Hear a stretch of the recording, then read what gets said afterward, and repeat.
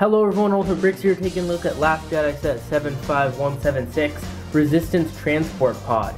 Contains 294 pieces, retails for $30 in the United States, contains 2 regular minifigures plus BB-8.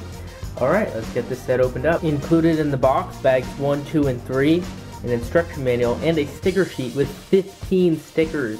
That's a lot for a set with under 300 pieces. And here it is, the Resistance Transport Pod. This thing may look small. I mean, it's not like the biggest set ever. It's a pretty small set. However, it does have quite a few surprises packed in it. What surprised me most about this set is actually how many things are removable. The cockpit comes off to have access to the weapon storage and the figures. Next, this little section comes off to have some access to some extra studs. This panel comes off on the side to have some more access for some weapons, and then this whole top panel comes off to have some access to BB-8's little compartment. Let's take a look at each one of these compartments one at a time, starting with the cockpit. First off, something you will notice is how many stickers are actually on there. This is stickers, so there's 1, 2, 3, 4, 5, 6, 7 stickers on this single piece.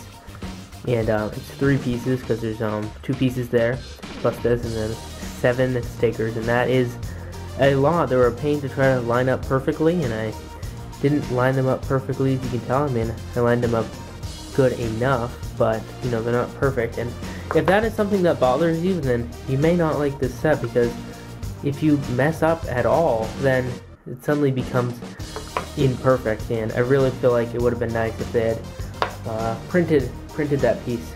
Anyways, taking a look in, you can see that there is space for 2 figures. I'll remove them for now, and I'll take a up-close look at them in a minute. And you can see there's a stickered console right there. A clever use for a piece right here is the bucket handle, inverted right there, flipped upside down and used for the steering mechanism. Next, there are 2 guns right there, which are placed nicely, and the figures actually fit in quite nicely. You can see there's a great piece and a regular 1x2, which allows for the figures to get placed in easily, so that they don't like the legs don't get stuck in. Anyways, that yellow piece just gets fit in there quite easily. This next piece comes off like that, and there's only 2 studs in there. It's a arguably the most boring of the 4 removable sections, and that extra studs are for this gun right here, which this is another cool feature where this spins and the whole side gun thing completely spins around, so that is the feature for that. And then it's just got a stud shooter right there, so if I press that down, stud shooter will shoot off, and then the extra studs again are right in that compartment. This side over here has a nice look to it. Has some nice curves. There's a circle right here with a sticker on the inside, and then this one is just one of those circle pieces, and it pops off just like that, held on by a couple of studs. And inside there are some thermal detonators with an orange stud on the bottom. That is ×2 right there. And then on the inside right there, a little bit hard to remove, so I guess I'll remove the top one now, is this gun with an orange binocular pair on the back. So I guess it could be like the orange flare. So I don't know, maybe because these are orange, maybe that signifies that they have some sort of power or something. Maybe the orange is representing like the bomb and the gun are both related somehow, but I don't know. I haven't seen the movie yet, but who knows if that will even be in the movie. Taking a look at the top compartment, it doesn't really do much besides give you access to remove BB-8, and you can also see the gears. There's enough light in there, you can see the gears for how that feature works. Also, that top section does have quite a few stickers on it. There are 2 stickers on the side right there, as well as a sticker on either side of that top tail piece, which that could be frustrating again if you don't really like stickers. This set does contain 15 stickers total.